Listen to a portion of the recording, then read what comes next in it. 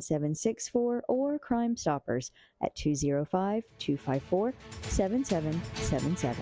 For more news stories like these, plus weather with Justin Beal and sports, tune in tonight to the TV24 News.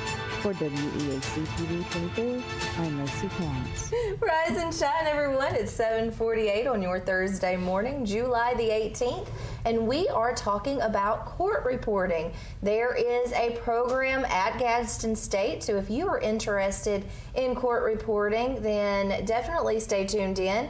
And if you know someone else who may be, please share this information with them, because there are a lot of people seeking employment or employees, there you go, employees in court reporting. And so if you're looking for a lifestyle change or deciding how to start your career, then here we go. Let's talk a little bit more about court reporting. So Gadsden State has the only accredited program in Alabama, which is incredible. And here talking with us today is Michelle Roberts and Brooke Davis. So when we went to break, we were talking about how, you know, someone who undergoes the court reporting program is essentially bilingual, because they are learning a whole new language, and there is a lot to learn. There's a lot of words, Yes. And you have to know how to report on every word, just in case, because you don't ever know what they're going to be talking about in a trial, what they're going to be talking about when you're reporting on it, and so it's very essential to know all the words. So how do you get students prepared for that? You mentioned kind of starting kind of slow, but let's talk a little bit more about that. How do you get students prepared?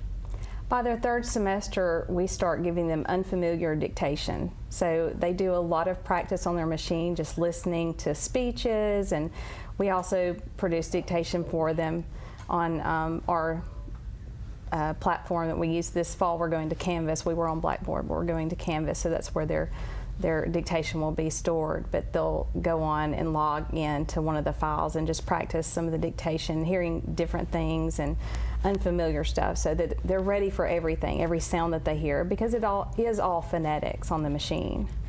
And accents. Yes. Brings me to that. So if somebody has an accent, you have to be able to listen to that.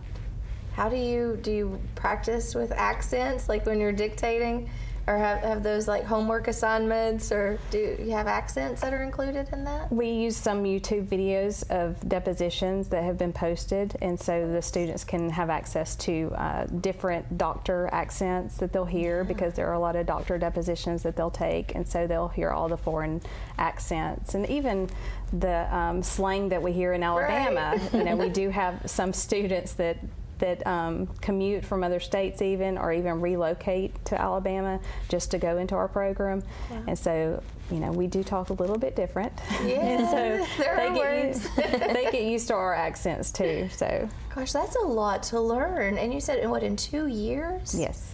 That's a lot to take in 2 years. No wonder it's very essential that you have someone who has that time management and English skills, and there's so many things that go along with it. Wow, yeah, I don't think about that, because in Alabama, you know, we have our own, you know, in the South, we have words that might not actually be what does it do with that? So the demand is super high, and you mentioned that you have students that come into Gadsden State from different states, and you also have calls on jobs from different states. Mm-hmm. So how do you accommodate that and work with that? We get emails all the time from different places, so we try to filter those out to students who've just graduated or who are about to graduate, to try to, you know, give them options for things that they may want to do when they get out of school. And a lot of our students, once they graduate, they're so eager, so they're out there trying to see where they can get the most work. A lot of our students are getting certified in Georgia as well. They're starting to branch over and work there. And I feel like with their internship, they really learn where they want to be focused in what capacity of in the courtroom, if they want to do CART. I know we talked about that some on the break, and I'm sure we'll get more into that. Yeah. But they really learn a lot in their internship of where they would best be suited, and we try to direct them from calls that we get. Okay. But Courtney, there is such a high demand. We can't fill all of the spots that are available right now. Which is why we're recruiting and trying to get the word out that we need court reporters. Yeah. So we can't fill all the jobs, and there's just such a high demand for it right now.